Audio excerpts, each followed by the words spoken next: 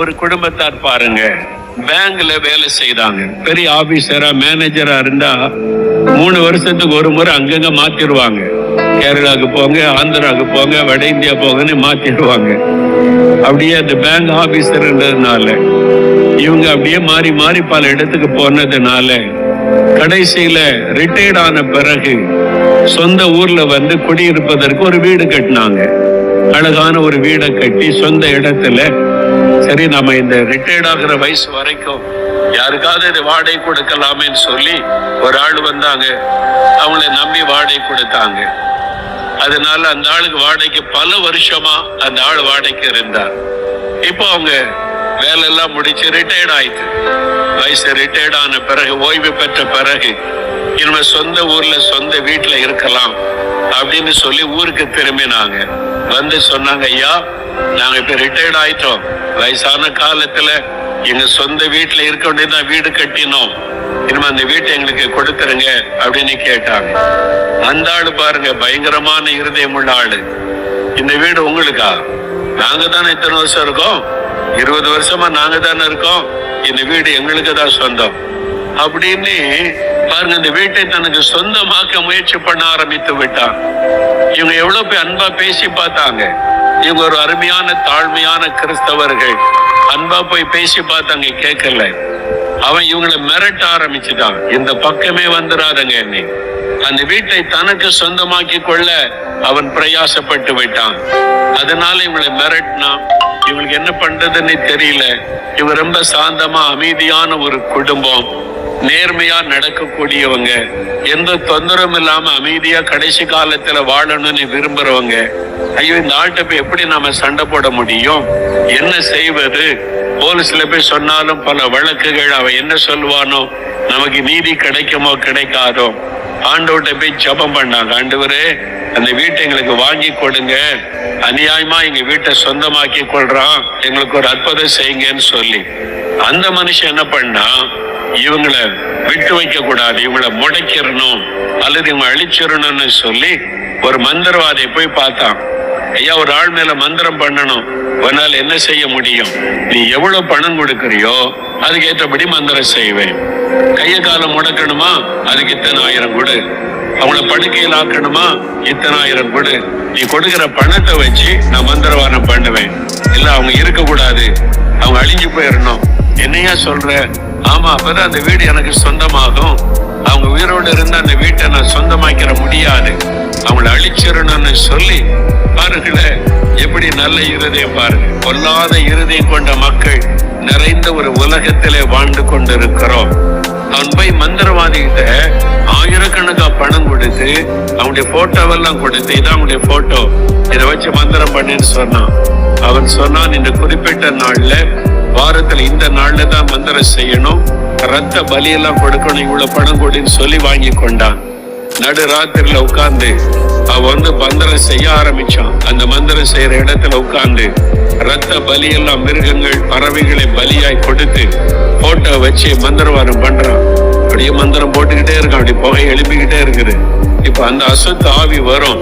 இப்ப மந்திரவாதம் பண்ணும்போது அந்த பலி செலுத்துறதுனால அந்த அசுத்த ஆவி அவனை தேடி வர கண்ட்ரோல் பண்ணி வைத்திருப்பான். அந்த ஆவியை ஏவுவான், அவங்களை போய் முடக்கி விடு, அழித்து விடு என்று சொல்லி. அந்த அசுத்த ஆவிக்காக மந்திரவாதம் பண்ணி பண்ணி காத்திருக்கிறான். ரொம்ப நேரம் மந்திரவாதம் பண்ணிக்கிட்டே இருக்கிறான். இப்ப அந்த ஆவி வரும், அந்த அசுத்த ஆவியை அனுப்பி அவங்களை அழிச்சிடலாம்னு சொல்லி காத்திருக்கிறான். திடீரென்று பிரகாசமான ஒரு வெளிச்சம் அந்த அறைக்குள்ள. என்னடா இது, நம்மால இருட்டுல தானே வருவாரு, இவரு வெளிச்சத்துல ஒருத்தர் வந்து நிக்கிறாரு, இவனுக்குள்ள பயம் வந்து விட்டாரு. அவன் ஆச்சரியமா பார்த்தா இயேசு கம்பீரமாய் வந்து நின்றார். இயேசு வந்து நின்றார். அவன் மந்திரம் போட்டது அசுத்தாவியை வர வைப்பதற்கு. வந்திருக்கிறது யாரு? வானத்தை மேலும் உண்டாக்கின இயேசு வந்து நிற்கிறார். இவன் பயந்து நடுங்க. அவனுக்கு தெரியும், இவர் பேர்ல மந்திரவாதம் பண்ண நம்ம செத்து போயிருவோம். நீங்க எங்கயாவது கேள்விப்பட்டிருக்கீங்களா? இயேசுவை வச்சு யாராவது மந்திரவாதம் பண்ணி கேள்விப்பட்டிருக்கீங்களா? கேள்விப்படவே முடியாது. இயேசு வச்சு அந்த மந்திரவாதம் பண்ண சொல்லுங்க பாப்போம். அவ்வளவுதான், ஒருத்தனை செய்ய மாட்டான். மந்திரவாதி கேட்டு பாருங்க, அவனுக்கு தெரியும் இயேசுவை வச்சு மந்திரவாதம் பண்ணவே முடியாதுன்னு தெரியும். அவர் பரிசுத்தமுள்ள தேவன், அவர் மந்திரத்திற்கு கட்டப்படுகிறவர் அல்ல. எதை வச்சு மந்திரவாதம் பண்ணுவேன் நான் கேட்டு பாருங்க. நீங்க ரகசியமா கேட்ட சொல்லுவான். எதை பக்தியா இவங்க கடவுள் கும்பிடுறாங்களோ அவளெல்லாம் அடக்கி வச்சிருக்கிறான். அவன் கூப்பிடுவான் அந்த ஆவியவா, நான் சொல்ற இடத்துக்கு போய் செய்யன்னு சொல்லி. இதுதான் உண்மை. நான் ஒரு மந்திரவாதியா இருந்த ரட்சிக்கப்பட்ட ஒரு ஆளோடு பேசினேன். அப்ப அவர் இதெல்லாம் சொன்னார். இந்த ஆவிகளை என்னென்ன விதமா மந்திரவாதம் செய்து கட்டுப்படுத்த முடியும், இதையெல்லாம் நாங்க கட்டுப்படுத்தி தான் மந்திரவாதம் செய்வோம் என்பதாக அவர் சொன்னார். இதான் உண்மை. இப்ப இந்த மந்திரவாதி இயேசுவை பார்த்தவுடனே நடுக்க வந்து விட்டது. என்னடா இது இவர் வந்து நிக்கிறாருன்னு சொல்லி இயேசு வந்து சொன்னார், என் பிள்ளைகளுக்கு விரோதமாய் மந்திரவாதம் பண்றியா? என் பிள்ளைகள் அவர்கள்.